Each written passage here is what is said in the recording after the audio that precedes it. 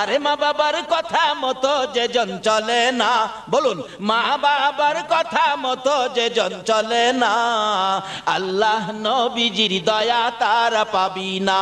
আইরে আল্লাহ এক ছেলে তার শাশুড়ি বেড়াইতে আইছে, তো বাজার থেকে সবচেয়ে বড় রুই মাছটা আনছে, যেহেতু শাশুড়ি আইছে সবচেয়ে বড় রুই মাছটা। বিবি সাহেবা তো মাছ কাটতেছে, ছেলের মা বলতেছে, বৌমা এত বড় রুই মাছ তো সে কোনোদিন আনে না, এই রুই মাছের মাথাটা কিন্তু আমারে দিস। আচ্ছা ছেলে যদি বড় মাছ আনে, মা মাছ খাওয়ার দাবি আছে না? ছেলের জন্য কি মা কষ্ট করে নাই?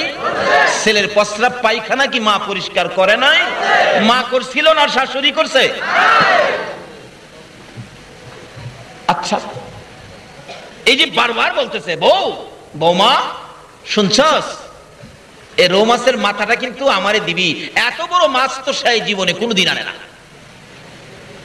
আচ্ছা যে বউ বলুন নিজের মারে থুয়া স্বামীর মারে মাথাটা দিতে কি তার মন চায়? সে তো তাকায় রয়েছে নিজের মারে দিব, অন স্বামীর মা চাইতেছে, অন চিন্তা পড়ে গেছে কি করি কিন্তু কোনো কথা কয় না। আবার যখন বলছে বউ কইছিলাম যে খেয়াল রাখিস, কিন্তু এই কথাটাই ছেলে শুনছে, মা তো চলে গেছে। ছেলে জিগায় বারবার বিবির কাছে, বিবি আমার মা খালি কি কইছিল? কইছিলাম যে খেয়াল রাখিস, কি কইছিল? বিবি কয় তোমার মা যেই কথা বলছে, তোমার মা এই কথা কারো কাছে বলা যাবে না, এমন জঘন্য এক কথা বলছে। আচ্ছা বলুন মা কি আসলে জঘন্য কথা বলছিল? মা কি এর কথা বলছিল? কিন্তু বিবি সব কথাটারে পাল্টা এলাইছে।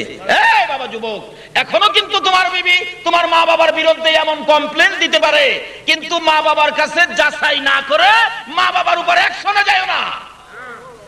এখন তো যেটা কইবো অ্যাকশনে চলে যায় বাঙালি। আগে জিজ্ঞাসা এলো মা কথা বলছে কিনা, কিন্তু ছেলে তো অ্যাকশনে চলে গেল। কিভাবে? কি কইছে মা? তোমার মা যেটা বলে তোমাকে বলা যাবে না। আর কি বলছে বলো না? তোমার মা বলছে তোমার তো বাবা নাই, এই বুড়া বয়সে তোমার মাকে আরেক জায়গায় বিবাহ দিতা। নাউজুবিল্লাহ। আসলে কি মা এই কথা বলছিল? দেখলেন কথাটা বদলাই লিখছে। এরকম বদলাইন না মানুষ আছে না বাংলাদেশে? আপনাদের চট্টগ্রামে নাও থাকতে পারে, আমাদের এলাকায় আছে। কত সংসার যে বুড়া মা বাবারে ফেলায়া ওই ছেলে বিবি নিয়ে আলাদা খায়, মা বাবার খবর নেয় না। কি হবে নবীকে ভালোবাসা দিয়ে? কি হবে মিলাদুন নবী করে? কি হবে গাউসে পাকের স্মরণ করে? যদি মা বাবারে কেউ কষ্ট দিয়ে থাকো, নবীর শাফায়াত নসিব হবে না। বিবির কথায় মা বাবা আলাদা, বহু ঘটনার বহু। ছেলে জিগাই মা এ কথা বলছে, হ্যাঁ কও কি? এই মারে তো রাখা যায় না, এই মা সংসারে থাকলে আমার ইজ্জত বাঁচবে না। টেনশন খুব, মার দিকে ফিরেই চানা। কইলো কি মা? আচ্ছা মা কি আসলে কথা বলছিল? বিবির সাথে পরামর্শ করে কি করা, কেমনে কি করা। বিবি কই চিন্তা করো না, রাত্রে যখন ঘুমাইবো ঘুমের ঘরে খাতা দিয়া বইলা একবারে নদীর ওই পার নিয়া বালুর চরে ফালাইয়া দিয়ামু, যেখানে কোনো মানুষ টানুষ নাই। 2-4 দিন থাইকা বুড়া মানুষ এমনিই মইরা যাইবো, এমনিই বা শেষে যাইব। ছেলে কো ঠিক বলছো, এই মা যদি সংসারে রাখি, আরো কারো কাছে কথা বলে ফেলে আমার ইজ্জত থাকবে না, আমার বংশের ইজ্জত নষ্ট হয়ে যাবে, মানুষ সমালোচনা করবে। ঠিক আছে, এটাই সিদ্ধান্ত। মাকে কি করবে? রাত্রে নদীর ওই পার বালুর চরে ফালাইয়া দিয়ে আসবে। রাত্রে ছেলের মা এবং মেয়ের মা দুজন বেআইন না? আপনারা কি কন? এদেরকে কি কন? বেআইন না? বেআইন তো, দুই বেআইন তো বিছানায় বসে বসে কথা বলতেছে। কি কথা, মজার মজার কথা। কথা বলতে বলতে রাত্র যখন বেশি হয়ে গেছে, মেয়ের মা ওই ছেলের মার বিছানার মধ্যেই শুয়া ঘুমায় গেছে। ছেলের মা ভাবতেছে বেআইন মুরব্বী মানুষ এখানে ঘুমাইছে, আমি যদি সাথে ঘুমাই হয়তো তার কষ্ট হইতে পারে। এই বিছানাটা তো খালি আছে, আমি না হয় এটা ঘুমাই। ঠিক আছে, কার জন্য গর্ত করতেছেন? এই গর্তের মধ্যে নিজেই পড়বেন। এটা কার বিচার? এই বিচার করুন না, আসেনি এখনো। সঠিক বিচার করার মালিক একজন আছে কিনা? সেই মালিকের নাম কি? সেই মালিকের নাম কি? সে আল্লাহকে খুশি করতে রাজি আছেন তো? সে আল্লাহকে খুশি করতে গেলে আগে খুশি করতে হবে কাকে? মুহাম্মাদুর রাসূল। এই নবীকে খুশি করলেই আল্লাহ খুশি। তাই আজকে আমরা সেই নবীকে খুশি করার জন্য এই মাহফিলে বসেছি। আল্লাহ তুমি কবুল করো, সকালে বলুন আমিন। এইবার ভাবতেছেন খাতা দিয়া বইলা নদীর ওই পার, কিন্তু ঘটনাক্রমে মায়ের বিছানায় শাশুড়ি, শাশুড়ির বিছানায় মা। এমন এক শীত, যেই শীতে লেপ ধরা যায় না, পাতলা খেতাও সারা যায় না। আসলে এমন একটা শীত করে না, ফাল্গুন মাসের দিকে দেখবে লেপ গায়ে দিলে গরম করে, আবার একবারে কিছু গায়ে না দিলে শীত করে। পাতলা খাতাটা নাকে মুখে দিলে খুব আরাম লাগে। পাতলা খেতা নাকে মুখে দিয়ে খুব আরামে ঘুমাইতেছে। দুইজন রাত্র যখন এরকম 12টা পার হয়ে গেছে, দুইজন তো ঘুমায় না, কয় দেখো না, কয় নাক ডাকতেছে, খুব ঘুমাইছে। এমনি যায় খেতাটা প্যাকেট করে লাগছে, প্যাকেট কইরা দুইজনে ধইরা নৌকার মধ্যে উঠাইয়া একবারে নদীর ওই পার এমন জায়গায় ফালাই যেখানে কোনো মানুষ যায় না, ফালাই দিয়ে আসতেছে আর খুশি, বিপদ মুক্ত করে লাইছি, ইজ্জত বাঁচাইছি। বাড়িওয়ালি কয় আমার জীবনের লেগে ঘরের বেজাল দূর করছি। কিন্তু ছেলেটা যতই মা খারাপ হোক, মায়ের জন্য ছেলের কিছু না কিছু দরদ না হইয়া পারে না। ছেলে কয় কি করলাম, মা কি বলছিল জিগাইলাম না, মারে আইনা এইভাবে ফেলে দিয়ে গেলাম, মার বিছানাটা খালি হয়ে গেল, আজকে বিছানায় গিয়ে মারে দেখবো না, তার কলিজাটা মানতেছে না। ওই খালি বিছানাটা মায়ের বিছানার পাশে দাঁড়ায় দাঁড়ায় চোখের পানি ছাড়তেছে, মা গো মা, কি জানি বলছিলা তুমি, না জিগাইয়া তোমারে ফেলে দিলাম, তুমি না আমারে পেটে রাখছো। ছেলেটা কাঁদতেছে। হঠাৎ ওই বিছানার থেকে মার কানে ছেলের ডাকের আওয়াজটা পড়ছে। বলুন, সন্তান মা কইয়া ডাকলে মার শান্তি লাগে কি না? মা তো ঘুম থেকে লাফাইয়া উঠছে, আমার ছেলে আমার এইভাবে মা মা কইয়া ডাকতেছে, ওইটাই তো ডাক। কি রে বাবা, কি কি হয়েছে তোমার, কেন আমার এইভাবে ডাকতেছো? ছেলে কয় কে? মা। হ্যাঁ তুমি? হ্যাঁ। তুমি ওই পারতে কেমনে আইলা? করে বাবা কোন পারতে? ওই পারতে। ওই পার কোনটা? কই হেই পার। করে হেই পার কোনটা? নদীর হেই পার। আমি তো এই বিছানায় ঘুমাইতেছি, আমার হেই পার নিলে কবে? তুমি কি এই বিছানায় ছিল না? কই না, এর মধ্যে তোর শাশুড়ি আছে। কারে ফালাইবেন আর ব্যবস্থা কারে করছে? মা কি বলো? হ্যাঁ আমি এখানে ঘুমাইছিলাম। মা তাহলে আমি কি শাশুড়ি ফেলাইছি? কি তুমি কি হইতেছো, পাগলের মতো কথা বলতেছো, কি ব্যাপার? মা তুমি যে বলছিলে আমার বিবির কাছে, বউ গো কইছিলাম যে খেয়াল রাখিস, কি কইছিলা? মা বলতেছেন, বাবা রে তুমি যে বড় রৌ মাছ টানছিলা, আমি বলছিলাম রৌ মাছের মাথাটা খাইতাম রে বাবা, কারণ এত বড় মাথা এত বড় মাছ তুমি কোনোদিন আনো নাই। বাবা রে আমি তো বলছিলাম ওই রৌ মাছের মাথাটা খাওয়ার জন্য। মা তুমি কি রৌ মাছের মাথা খাইতে বলছো? হ্যাঁ। তাইলে আমারে কি বললো? কি বলছে? তুমি নাকি বলছো তোমাকে এই বয়সে একটা বিবাহ দেওয়ার জন্য বলছো। মা একটা চিৎকার মেরে চোখের পানি ছেড়ে দিলেন, মাহুত আমার এই বয়সে এমন এক কলঙ্কিনী কথা আমার ছেলের বউ কিভাবে আমার উপরে উঠাইয়া দিল। মাবুদ রে এই বিচার আমি তোমার কাছে চাই। আমার আল্লাহ বলেন বিচার দিতে হবে না, বিচার দেওয়ার আগে আমি আল্লাহ বিচার করেছি। বলুন এই আল্লাহ এখনো আছে কিনা? গর্ত কার জন্য করতেছেন? কাকে বিপদে ফেলাইবার চিন্তা করতেছেন? এই বিপদ কিন্তু আপনার উপরে। বাবা কি হইছে, আমাকে এই কলঙ্কিনী করলো? মা এই জন্য বিচার হয়ে গেছে। আল্লাহু আকবার বলো। বিচার হয়ে গেছে। আমি ভাবছিলাম বিবির কথাই তোমাকে নদীর ওই পার ফালাবো, এখন দেখি তুমি না, ওই তার মাকে নিয়ে ফালাইছি। মা তুমি আরামের বিছানায় থাকো, রৌ মাছের মাথা খাবি, আরো যা চাবি তুমি তাই পাবি। আল্লাহু আকবার। বিবি এমন একটা মিথ্যা কথা আমার মার উপরে তুলে দিয়েছো, যে মার গর্ভে 10 মাস 10 দিন থেকে যেই মারে কষ্ট দিয়েছি, এই মার উপর এমন কথা তুমি উঠাইছো। তোমার মায়ের বিচার আমার আল্লাহ করেছে, আর তোমার বিচার আমি নিজে করব। আজ থেকে আমার সীমানার বাহিরে যাও, তোমার সাথে আর সম্পর্ক নাই, বিদায়।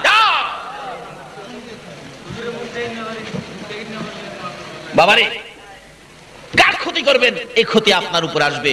এমন মার উপরে যদি এরকম কলঙ্কজনক কথা উঠায়, বলুন আল্লাহ কি এটা বরদাস্ত করবে?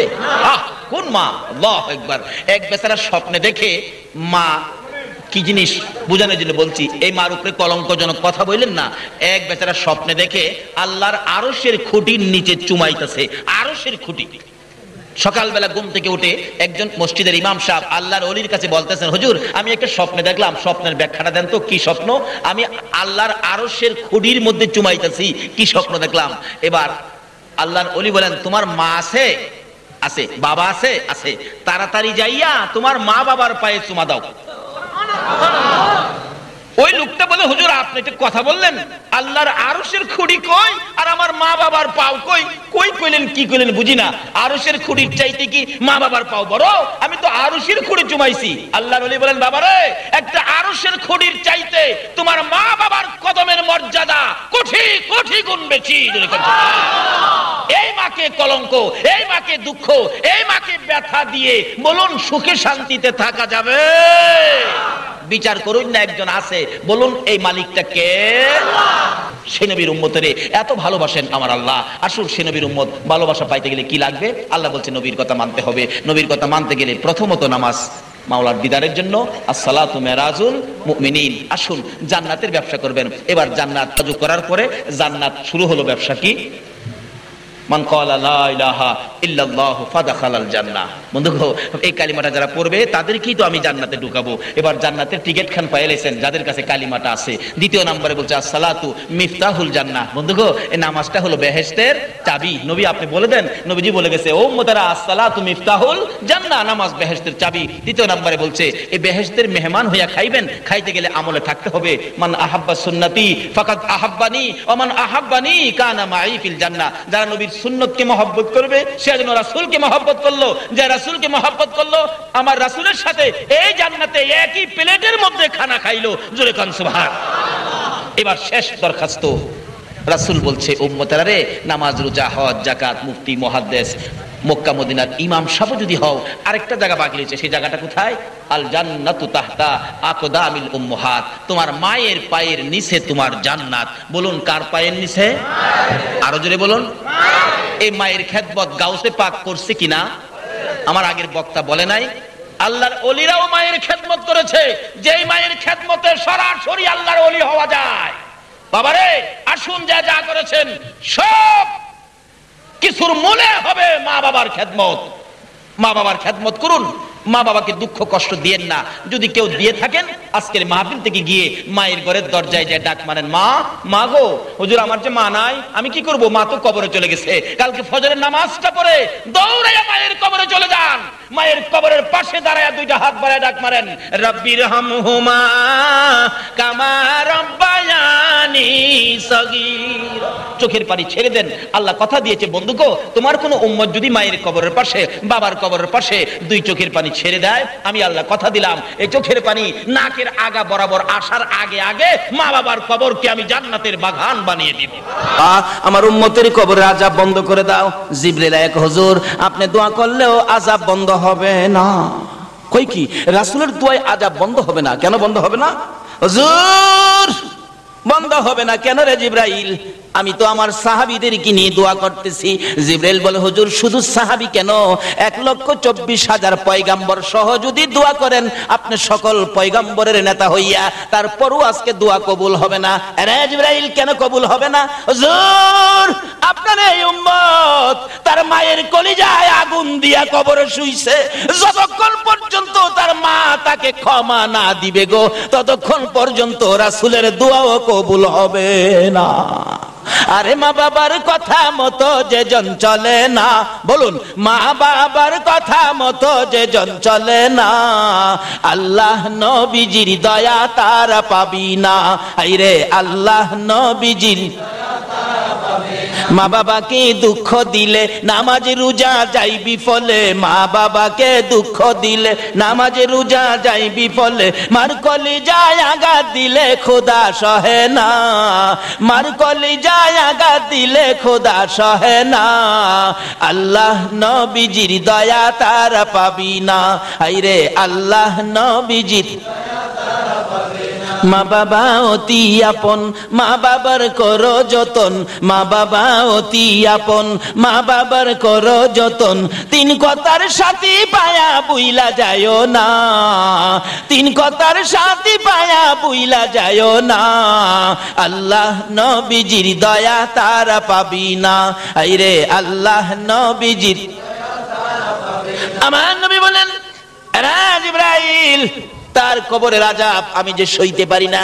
জিবরাইল বলেন, ইয়া রাসূলুল্লাহ, যতক্ষণ পর্যন্ত তার মা জীবিত আছে, তার মা তাকে ক্ষমা না দিবে, ততক্ষণ পর্যন্ত আপনার দোয়ায়ও সে মাপ পাবে না। কত বড় কথা! রাসূল দোয়া করেন, কবুল হয় না। কাকে কষ্ট দেওয়ার কারণে? ঘুমায় রইছেন? কাকে কষ্ট দেওয়ার কারণে? কারণ মা, কোন মা চিনছেন নি?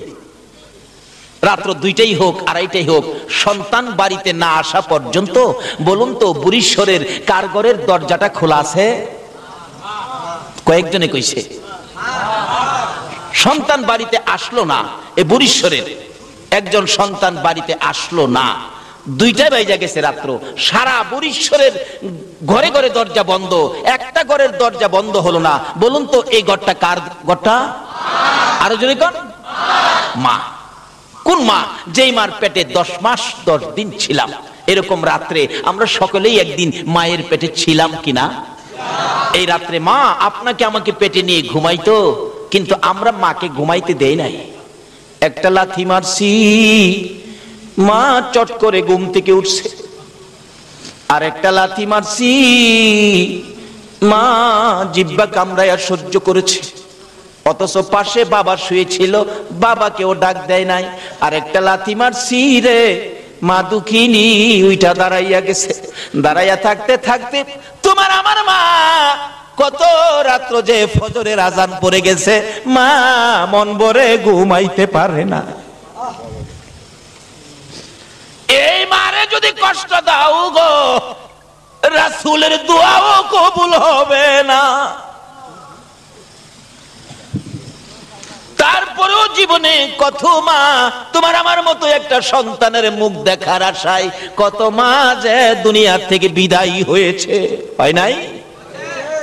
ডেলিভারিতে অনেক মহিলা মারা যায় না, তারপরও মা জাতি, মহিলা মেয়ে, তাদের কত সাথ, তাদের সঙ্গে মহিলাটা ডেলিভারিতে মারা গেছে, এরপরও অন্য মহিলারা কি বাচ্চার আশা কি ছাইরা দিছে?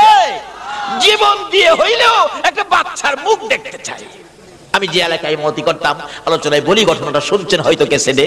একটা মহিলা, গরিবের মেয়ে, বাচ্চা হবে, 3 দিন পর্যন্ত প্রসব ব্যথা, কিন্তু বাচ্চা হইতেছে না, চিকিৎসা করার মতো পয়সা নাই, এমনকি তার ঘরে কোনো খাবার পর্যন্ত ছিল না। 3 দিন পরে একবারে মৃত্যুর সাথে পাঞ্জা লড়ছে।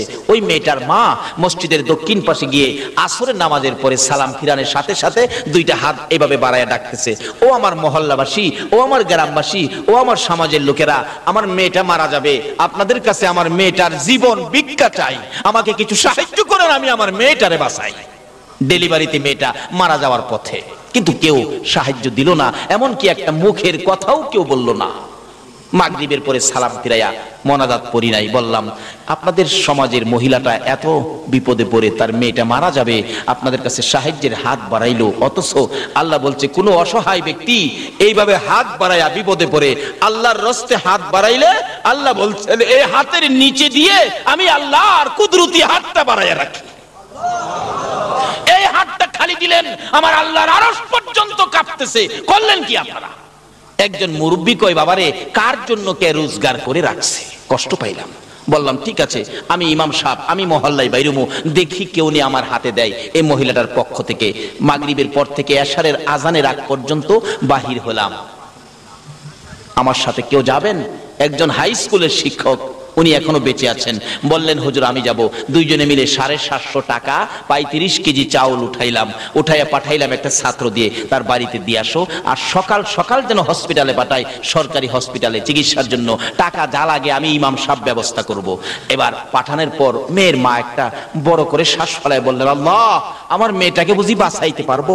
সকালবেলা হসপিটালে নিয়ে গেলেন, আমি মক্তব ছুটি দিয়ে হসপিটালে গেলাম, কারণ মক্তব ছুটি না দিয়া গেলে তো বুঝেন ওই ইমাম সাহেব তো কইতে মুহ গেল লাগে না, মুহদা যায় তাই দেখবেন কইলে ইমাম সাহেবের। বাবারে ইমাম সাহেব আলেম, নাইবে নবী, নাইবে নবী আলেমকে মুখে যা আসে তা বলবেন না। এই নাইবে নবী আলেমকে একটা কথা যদি আপনি কটু বলেন, এই কথাটা আমার রাসূলের গায়ে যায় লাগবে। একজন নাইবে নবী আলেম রাস্তা দিয়ে হাইটা গেলে হাঁটার বরকতে 40 দিনের জন্য কবরের আযাব বন্ধ হয়ে যায়। বলে হুজুর নাইবে নবী আলেমরাও যে ভুল করে, ভুল করলে তার বিচার হবে হাসরের দিন, কিন্তু আপনি বিচার করতে পারবেন না। নাইবে নবীর বিচার আল্লাহ করবে, আপনার আমার সামনে করবে না, নূরের পর্দা টানাবে। আলেমের বিচার যেহেতু তারা নাইবে নবী, নাইবে নবী, নাইবে নবী আলেম অন্যায় করলে বিচার হবে হাসরের দিন, সাধারণ মানুষের সামনে হবে না, নূরের পর্দা টানায়া পর্দার ভিতরে বিচার করবে। পর্দার ভিতরে কেউ যেমন না দেখে, পর্দার ভিতরে আর কি এর বিচার করবো? ওই আমার নবীর ওয়ারেস তারা কেড়ে অন্যায় করছিলে, যা দেখিয়া সুবহানাল্লাহ। পর্দার ভিতরে নেওয়ার কারণে এটাই তো আমার মন কই এই নিসারই করবো আর কি, কেন যেহেতু নাইবে নবী। কাজে আমরা সাধারণ মানুষ, তাদেরকে কটু কথা বলা উচিত হবে না, কারণ অনেকে না বুঝাও বলে ফেলে। এই জন্য মক্তব ছুটি দিয়ে গেলাম যাতে কেউ কিছু কইতে না পারে। যাই দেখি ডাক্তার সাহেব দাঁড়ায় রয়েছে, তার মেয়েটার মা বাবা দুইজন দাঁড়াইয়া রয়েছে, ডাক্তার সাহেবের সাথে কথা বলতেছে। জিজ্ঞেস বললাম, ডাক্তার সাহেব রুগীটার খবর কি? ডাক্তার বললেন, হুজুর রুগী কি আপনার?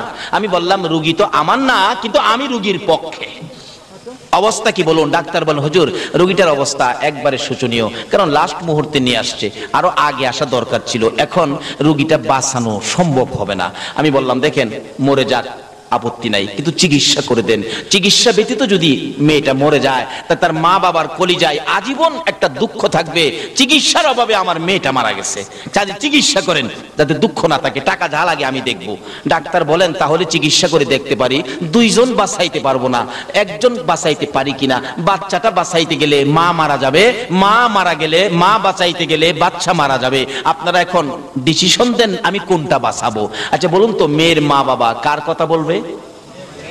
মেয়ের কথা, যেহেতু মেয়ে তাদের সন্তান। ডাক্তার সাহেব বাচ্চাটা মেরে ফেলুন, আমার মেয়েটাকে বাঁচাইয়া দেন।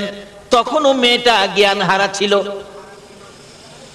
মা বাবা যখন বলেছে বাচ্চাটা মেরে ফেলুন, আমার মেয়েটাকে বাঁচাইয়া দেন, আল্লাহ সাক্ষী, তখন দেখলাম ওই জ্ঞান হারা মেয়েটা দুইটা চোখ খুলছে, জর্জর করে পানি ছেড়ে দিয়েছে, ঠোঁট দুইটা নাড়াইয়া কথা বলতে চাচ্ছে, কথা বলতে পারতেছে না।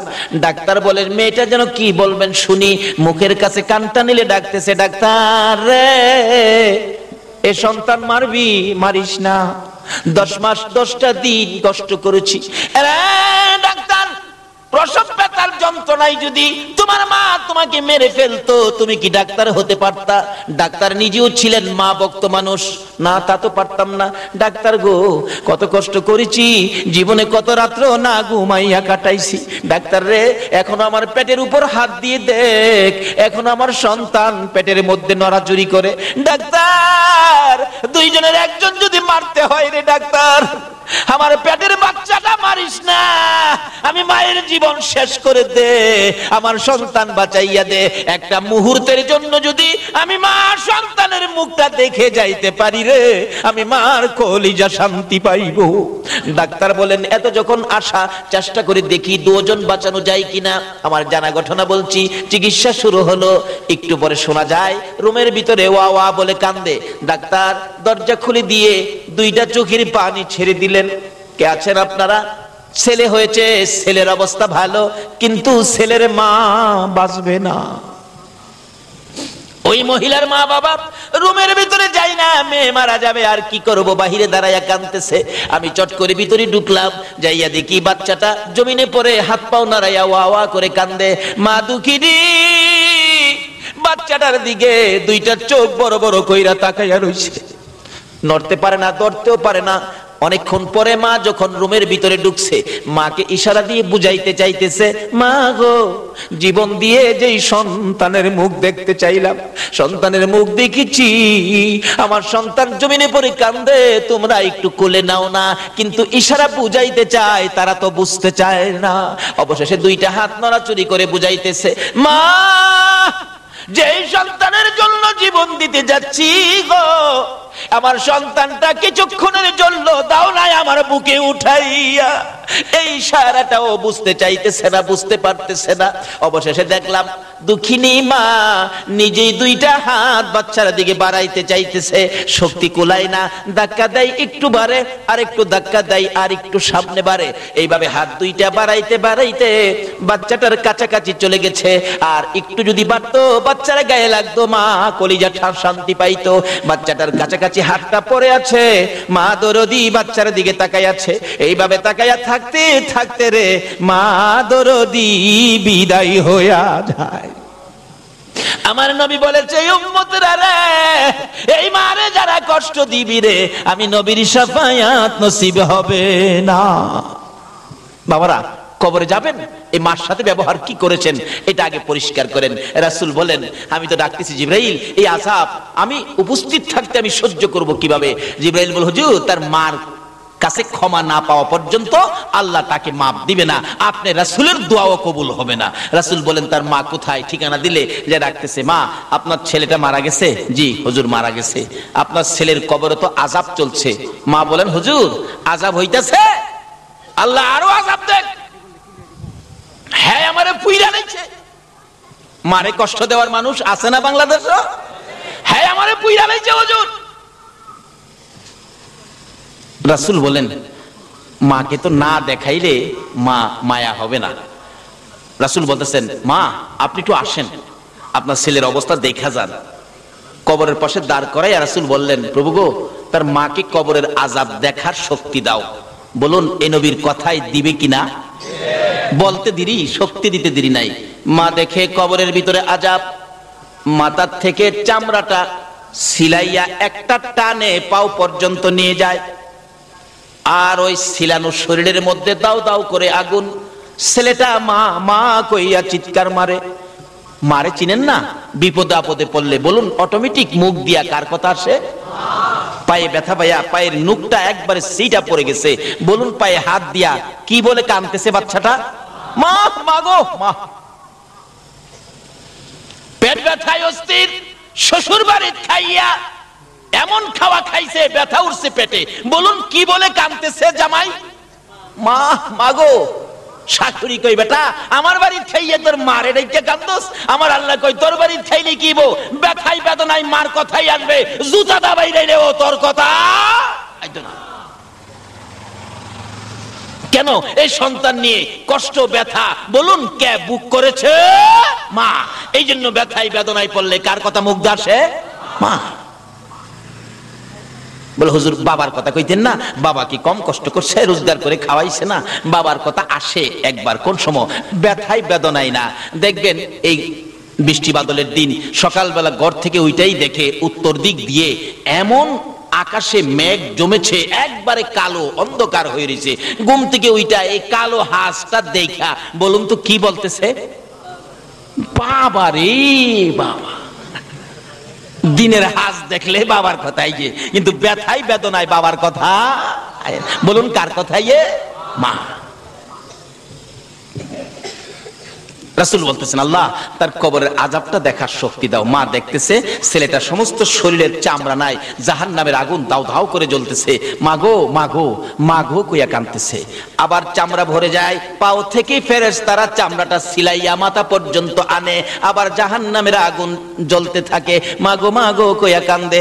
মা সন্তানের ব্যথা দেখে রে মা নিজের ব্যথা ভুলে গেছে। তাই আমি বলি, ছেলে মাকে ভুলে যাই গো, মা ছেলেকে ভুলে না। এমন দরদি মাকে আর ব্যথা দিও না। মা ডাকতেছে, ইয়া রাসূলুল্লাহ, আমাকে যত ব্যথাই ছেলে আমাকে দিয়েছে আমি সহ্য করতে পারবো, কিন্তু ছেলের ব্যথা আমি মা হইয়া সইতে পারি না। হুজুর আমি আমার সন্তানকে মাফ করে দিলাম, আপনি বলুন না আমার আল্লাহকে যেন মাফ করে দেয়। এই মা মাফ করে দিলাম কথাটা বলতে দেরি হয়েছে, আমার রাসূল পাশে থাকার বরকতে মায়ের ক্ষমা দেওয়ার সঙ্গে সঙ্গে তার কবরটা জান্নাতের বাগান হয়ে যায়। কিন্তু নামাজ, রোজা, হজ, যাকাত, মুফতি, মুহাদ্দিস, মুফাসসির, মসজিদ বানান, মাদ্রাসা বানান, ওয়াজ করান, ওয়াজ করেন, ওয়াজ শুনেন, এমন কি মক্কা মদিনার ইমাম সাহেব যদি হয়ে যাও আর এই মা বাবাকে যদি কষ্ট দাও, আল্লাহর জান্নাতে যাওয়া সম্ভব হবে না। তাই আসুন আমরা কি করতে হবে, কোরআন শরীফ কি বলে দেখি। কোরআন শরীফ বলছে কি, ওয়াসাইনাল ইনসানা বিওয়ালিদাইহি ইহসানা। আল্লাহ বলছে, হে মানুষ তোমরা তোমাদের মা বাবার সাথে ভালো ব্যবহার করো। বলুন মা বাবার সাথে কি ব্যবহার করতে বলছে? ভালো ব্যবহার। এখনকার দিনে কি ভালো ব্যবহার আছে? আমাদের যে এলাকায় ইমামতি করতাম এই এলাকার ঘটনা বলছি। এক বুড়া বাবা ছেলের সাথে ঝগড়া লাগা, বুড়া বাবা শিক্ষিত মানুষ, এক পর্যায়ে রাগ হইয়া ছেলেকে ধমক মারলেন, তোমাকে শাট আপ। ছেলেও শিক্ষিত, বাবার প্রতি রাগ হইয়া উল্টা মাইরা দিছে, আপনাকে ডবল শাট আপ। আচ্ছা, এই ব্যবহারটা কি ভালো ব্যবহার হলো? ভালো ব্যবহার কিভাবে করবেন? কোরআন শরীফের মধ্যে ঘোষণা আছে আরেক জায়গায়, তোমরা বাপ মার সামনে দাঁড়াইলে মাথা নিচু করে দাঁড়াও, বুকটা টান করে দাঁড়ায়ও না। বাপ মার সাথে কথা বলতে গেলে বাপ মার কথা সুরের চাইতে তোমার কথা সুরটা বড় করো না। বাপ মা যদি কোনো কথা তোমাকে কটু বলে ফেলে, বাপ মার সাথে গিয়ার দেখায়ও না। বাপ মা যদি তোমাকে থাপ্পড় মারে, বাপের মায়ের থাপ্পড় খায়া কান্দো, এমন কান্দা কান্দো না যেই কান্দায় তোমার মা ওই আবার কষ্ট পাবে। কানতে থাক হইলে দূরে চলে যাও, মসজিদের ওই পাশে চলে যাও, নিরিবিলি কান্দো, তোমার মা যেন এই আহ শব্দটা শুনতে না পারে। আল্লাহু আকবার বলুন। এই শিক্ষা দিতেছেন আমার আল্লাহ। বলুন, এই শিক্ষা কে দিতেছেন? আল্লাহ। তাই এই মা বাবার সাথে ভালো ব্যবহার করেন, মা বাবার সাথে ভালো ব্যবহার করেন। বাড়িতে যাওয়ার আগে মা কি খায়, কি পছন্দ করে একটা কিনেন, বেশি না পারেন একটা কিনেন, নিয়ে বাড়িতে যান, মা পয়সা হয় নাই, একটা আনছি তোমার জন্য, তুমি না আপেল খাইতে ভালো পাও, একটা আপেল আনছি, তুমি আর কাউরে দেখাইও না মা, এটা তুমি চুপে চাপে খেয়ে ফেলো। মা দেখবেন হাসি দিয়ে বলবে, বাবা একটা আনছস, আমি খামো, আমার নাতি নাত করা আছে না, আমি একটা কেমনে খামো রে বাবা, মা তুমি চুপচাপ খেয়ে ফেলো। এই যে মা যে হাসি দিল, রাসূল বলেন এই মার মুখে একটা আপেল দিয়ে হাসি ফুটাইছো, এই মার খুশির উপরে আমার আল্লাহ তোমার আমল নামাই একটা কবুল 60টা উমরা হজের সওয়াব দিয়া দিছে। লক্ষ লক্ষ টাকা খরচ করে মক্কার মদিনায় গিয়েছো, হজ কবুল হতে পারে নাও হতে পারে। একটা আপেল দিয়ে মাকে খুশি করে, বাবাকে খুশি করে একটা কবুল 60টা উমরা হজের সওয়াব পেয়েছে। আমার এক বন্ধু আমার বাড়ির পাশে রেল লাইন হাইটে আসতেছে, জিগাইলাম, দোস্ত কোত্থেকে আইছো? খো ভাই সাহেব মিথ্যা কথা তো বলতে পারবো না আপনার সাথে, সিনেমা দেখতে গেছিলাম। সিনেমা দেখতে, সিনেমা দেখতে যায় না যুবকেরা? দোস্ত সিনেমা দেখতে গেছিলাম, মিথ্যা কথা তো তোমার সাথে বলতে পারি না। তাই এখন তো সিনেমা শেষ হয় নাই। ক ভাই সিনেমার দরজায় গিয়ে টিকিট কাটবো, তখন চিন্তা করলাম এই 15টা টাকা টিকিট কেটে সিনেমা দেখলে কি লাভ হবে। চিন্তা করলাম যেই মা আমারে পেটে নিয়ে কষ্ট করছে, এই টাকাটা মারে খাওয়াইলে আমার লাভ হবে। এই যে দেখো, এই টাকাটা দিয়ে মার জন্য একটা কমলা কিনে নিয়ে আইছি, সিনেমা দেখি নাই। বাবা যুবক, তুমিও তার থেকে শিক্ষা নাও।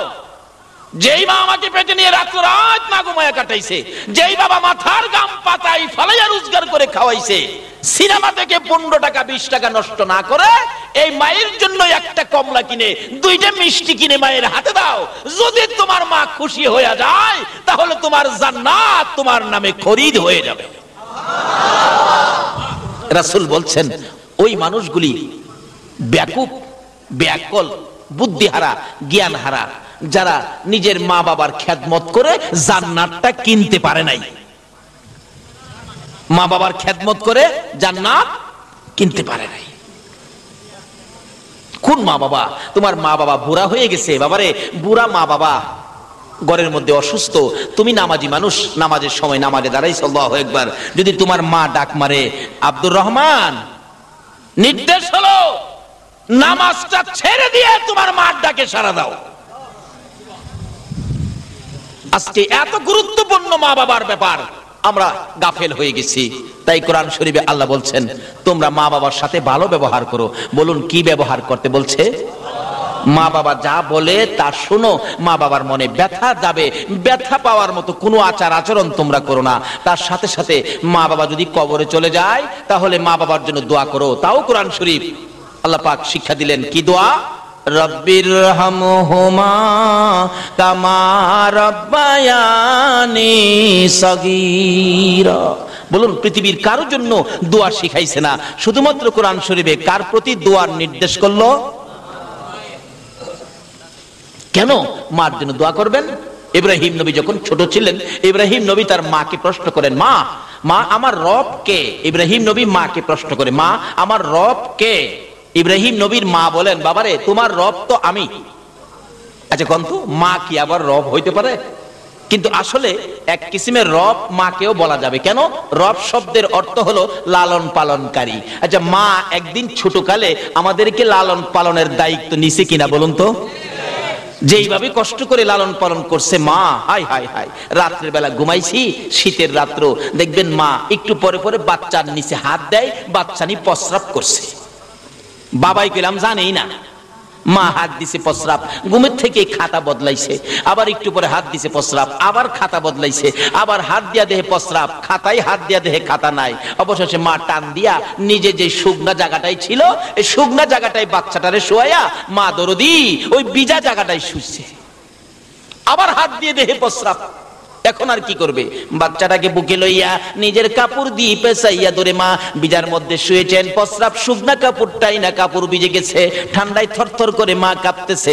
বাবার ঘুম ভেঙে গেছে। তোমার কি হলো, এইভাবে কাঁপতেছো কেন? স্বামী, 5টা খাতা বদলাইলাম, খাতা নাই, সন্তান প্রস্রাব করে দিয়েছে, শুকনা জায়গা নাই, আমি মা বিজা জায়গায় শুয়েছি, বাবারে বুকে রেখেছি, বাবার যাতে কষ্ট না হয় গো স্বামী, আমি তো ঠান্ডায় শীতে কাঁপতেছি, বাচ্চারে কষ্ট দেই না। আল্লাহু আকবার। স্বামী পাশে বসে বসে ডাকে, বিবি রে, ও বিবি, সন্তানের সুখে রাখতে যাইয়া এইভাবে কষ্ট করো, থরথর করে কাঁপতেছো। তাই আমার আল্লাহ বলেন, এই মা যদি কবরে যায় রে, এই মার জন্য দোয়া করো। 7-8 জন বাচ্চা যে মার, এই মা লালন পালন করতে কষ্ট হইতেছে কিনা বলুন তো? দেখবেন মা গরু আছে, গরু ঘরে নিলেন, ছাগল আছে, ছাগল ঘরে বানলেন, মুরুগ ঠামাইলেন, রান্না বাড়া শেষ করলেন, সবাইকে কাজ শেষ করে সন্ধ্যার সময় বাচ্চা কাচ্চাকে খাওয়াইলেন, স্বামীকে খাওয়াইলেন, শ্বশুর শাশুড়ি খাওয়াইলেন, এইভাবে সব কাজ শেষ করে তোমার আমার মা ঘুমাইতে যাইবো, রাত্র বাইজে গেছে 11টা, খালি 11টায় শুইছে, ল্যাপটা একটু গায়ে দিয়া, ল্যাপটা একটু গরম হয়েছে, শীতের রাত্র, এমন সময় 7 জনের মাঝখানে যাইছিল বাচ্চাটা, হ্যাঁ খাইছিল না, ঘুমেতে ওইটা দেখবেন শুরু করছে পেন্নের পেন্নের, মা কয় কি হয়েছে তোর? কোনো কথা কয় না, খালি আসে না বাচ্চা এরকম করে না, আধা ঘন্টা পর্যন্ত কাঁদছে, কোনো কথা কয় না। আরে কেন কাঁদতাছস আধা ঘন্টা পর্যন্ত? কয় আমি যে ভাত খাইছি না, তুমি জানো না? মা কয় এটা কি আধা ঘন্টা কাইন্দা কোন লাগে, আগেই তো তুই কইতারস। এরকম একটা বিরক্ত মারে আমরা করছি কিনা কন্ত? বাবাই কয় হেয়ার পেন পেনে আর সহ্য হয় না, গলার চিপটা মাইরা বাইরে ফেলাই দে। আচ্ছা, কোন মা কি মাইরা ফেলাই দিছিন? মা কয় তুমি ঘুমাও। এই সম্পূর্ণ বিরক্তি বলুন কে সহ্য করেছে? মা। এই মারে কষ্ট দিয়া বেহেশত যাইতেন নামাজ পড়া, যায়েন বেহেশত গারো ধইরা বাইর করে দিব।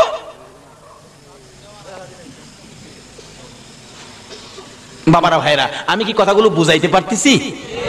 আল্লাহ তুমি সকলকে বুঝার তৌফিক দাও, সকলে বলুন আমিন। মা আধা ঘন্টা পরে এরে আইনা ভাত দিছে, ভাত নিয়ে বইসা খাইতেছে, আরেকটাই ডাক মারছে, মা কি? আমি হাগুম। এরকম কয় না? হাগুম হাগুম। আমরাও ছোটবেলা বলছি, গ্রাম দেশে থাকছি, হাগা দলে রাইতে ডাকতাম, আব্বা হাগুম। আব্বা কয় হাগবি? হা। হাগুম হাগবি? বাবাই ওঠে না। অবশেষে কি করবো, একটা কথা আছে, হাগা দললে বলে বাঘার ভয় থাকে না, হাগা দললে বাঘের ভয়। কি করবো, দরজাটা খুইলা দৌড় দিয়া উঠানের কিনারে গিয়া হাগতে বয়ে গেছি, ছোটবেলা আর কি। এমন সময় শোনা যায় বাড়ির পাশে শিয়াল ডাকতেছে, ও হাই হাই হাই, কি বিপদ রে, পাশে শিয়াল। বাবাই ঘরে থেকে কয়, ভয় পাইস না, আমি চায়ে রইছি। আচ্ছা, ঘরের ভিতর থেকে বলে চায়ে রইছে, ওহনো বাইর হয় না। একটু পরে দেখি আরেকজন দৌড় দিয়া বাহির হইয়া একবারে মাথার পাশে খাড়িয়ে রইছে। বলুন তো উনি কে? আরো জোরে বলুন কে? এই মার পায়ের তলে জান্নাত, রাসূল কইছে। মা গিয়া কইতেছে, তুমি ঘরে থেকে কও ছাই রইছো, শিয়াল কাছে আমার বাবার কাছে, ঘরে থেকে কও ছাই রইছো। বাবা আইতে রাজি না, মা কইলাম সামনে। কি বলেন, ঠিক কি না? আরেক গাছরা কইতেছে, বাবা আমি হাগুম। বাবা কয় হাগবি? কাহা।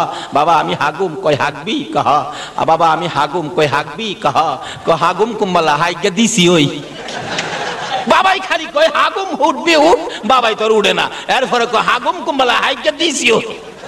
অহন ভালো হইছে না? মা হাগুম হাগবি, এটারে বাদ দিয়া এটারে লইয়া উঠানের কিনারে আধা ঘন্টা পর্যন্ত শীতের রাত্র, হ্যাঁ হাগ দেবো গান গা টুন টুন টুন টুন। মাই জিগাই খিরে গান গাছ আগা হইছে, কই হইলে তো আমি কমু, তোমার কোন লাগবো? 1 ঘন্টা গেছে, কই মা কোন রকম হইছে।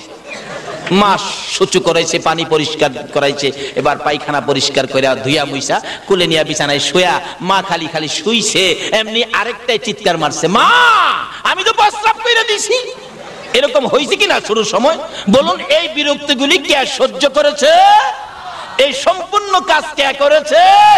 তাই এই মার খেদমত করুন, মা বাবা কবরে থাকলে দোয়া করুন। কেন?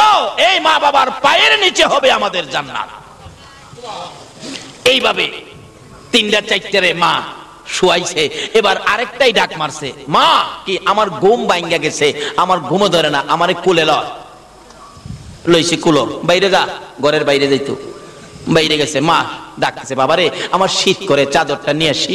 কয় না, চাদর আনতে পারবি না, এই শীতের মধ্যে। মা দেখলেন সন্ধ্যার থেকে নিয়ে এই বাচ্চাকে লালন পালন করতে যায়া এইভাবে বাচ্চা কোলে নিয়ে ঘুম পাড়াইতে গেলে ঘুমো তো আর আসে না। হঠাৎ শোনা যায় মসজিদে আজান পড়ে গেছে, আসসালাতু খায়রুম মিনান নাওম। মা এইভাবে বাচ্চাদের লালন পালনের দায়িত্ব নিয়ে গো কত রাত্র মা না ঘুমাইয়া কাটাইছে। তাই মাকেও এক কিসিমের রব বলা যায়। তাই দোয়ার মধ্যে আসছে, রব্বির হামহুমা কামা রব্বায়ানি সগীরা। এক কিসিমের রব মাকেও বলা যাবে। আজকে সেই মার সাথে যদি বেঈমানি করো গো, আমার নবীর শাফায়াত নসিব হবে না, আমার আল্লাহর মায়া দয়া তুমি পাইবা না। মার সাথে ভালো ব্যবহার, মা কবর থাকলে দোয়া, আর মা যদি দুনিয়ায় থাকে মাকে খুশি করো। রাসূল বলছেন, যার বাবা জীবিত তার বেহেশতের একটা দরজা খোলা আছে, যার মাও জীবিত তার বেহেশতের 2টা দরজা খোলা আছে। আল্লাহু আকবার বলুন। এক ছেলে স্বপ্নে দেখে আল্লাহর আরশের খুঁটির মধ্যে চুমা দিতেছে। ছেলে দৌড়ায় সকালবেলা ইমাম সাহেব হুজুরের কাছে গেছে, হুজুর আমি স্বপ্নে দেখেছি আল্লাহর আরশের খুঁটি চুমাইতেছি। ইমাম সাহেব বলেন, বাবা তোমার মা আছে? আছে তো, মার পায়ে গিয়ে চুমা দাও। হুজুর একটা কথা কইলেন, কই আল্লাহর আরশ আর কই মা? আল্লাহর ওলি বলেন, তুমি মা কি মনে করছো? আল্লাহর আরশের খুঁটির চাইতে মায়ের পায়ের মর্যাদা কোটি কোটি গুণ বেশি।